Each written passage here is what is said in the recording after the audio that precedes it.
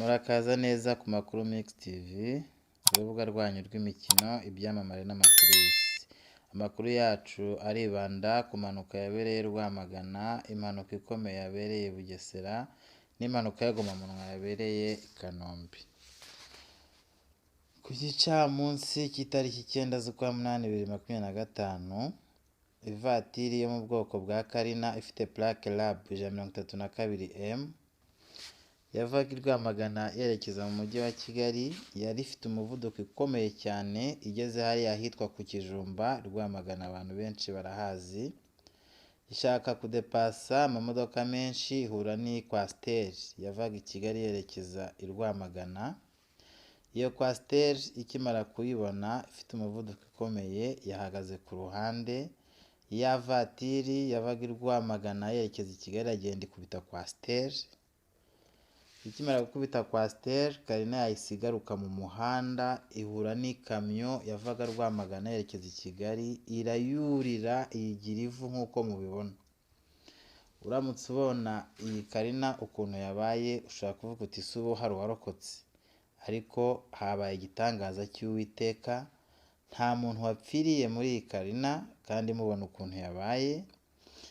Abakomeretse bose bajyanywe ku bitaro by'i Rwamagana, bose nta wagize icyaba, haba abari muri Coaster n'abari mu ikamyo yagonze iyi Carina. Amakuru yacu tuyakomereze mu Bugesera, aho habaye naho impanuka ikomeye cyane ahitwa Maranyundo, aho ho habaye impanuka itangaje. Coaster nawe yari ihagaze ku muhanda, ikamyo iramanuka ikubita Coaster. Ikigaragara bishoboke ko umushoferi yari yasinziriye, kuko yayigonze yisanze aho yari iparitse. Ariko igitangaje, bitewe n'uburemere n'ibyo yari ihetse, dore ko yari ihetse ibyuma bya ferabeto, ivuye hariya mu nganda, mu gace k'inganda ka Bugesera, nta wakomeretse muri Coaster. Imana naho ikaba yakinze akaboko. Impanuka y'agahomamunwa yabereye ahitwa Kanombe, hariya ku Gasaraba, aho umugabo bigaragara ko ashobora kuba yaraye muri Kamanyinya, yaje akajya agendera mu muhanda utari uwe sens unique, yagiye akubita amamoto atatu, aho yakubise moto yari ihetse umubyeyi, umumama ahita yitaba Imana. Uyu mugabo akiva mu modoka bamupimye basanga rwose inzoga si inzoga ahubwo yazirayemo. Nk'uko tugiye kubyumva, umuvugizi w'umujyi wa Kigali yatanze inama yihanangiriza abashoferi.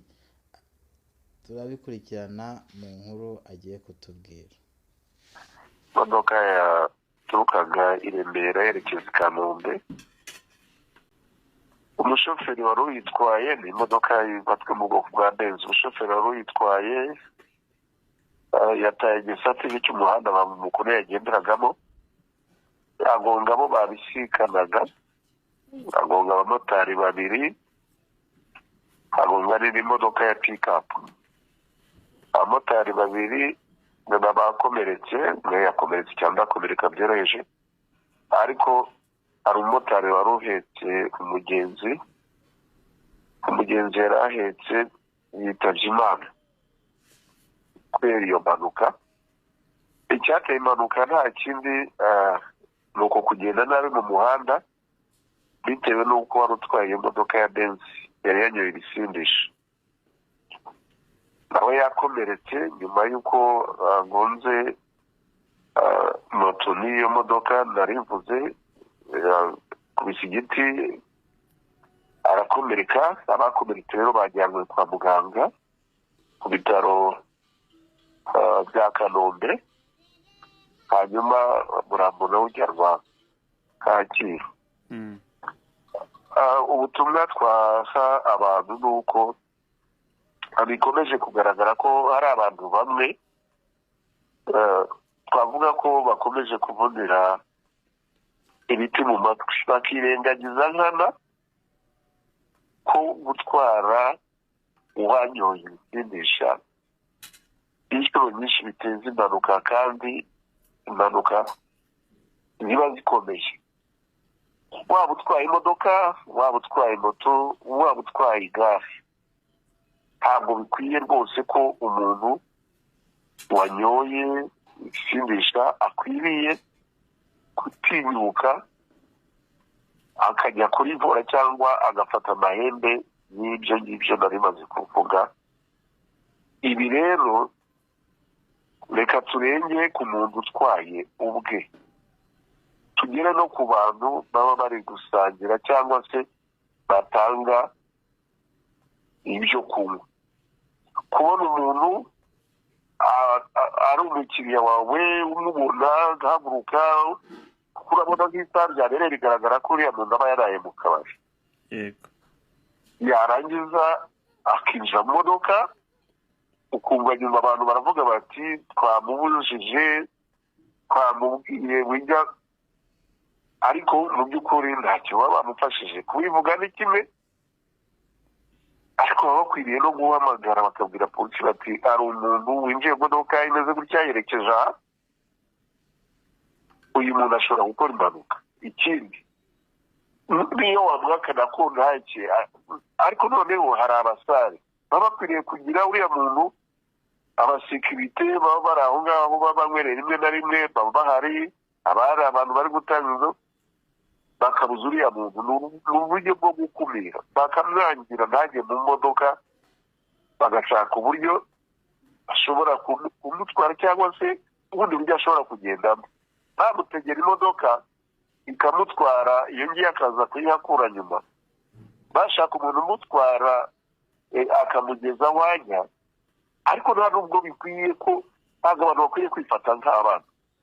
Kuki barinda kugufatira ingamba z'uburyo bagutwara?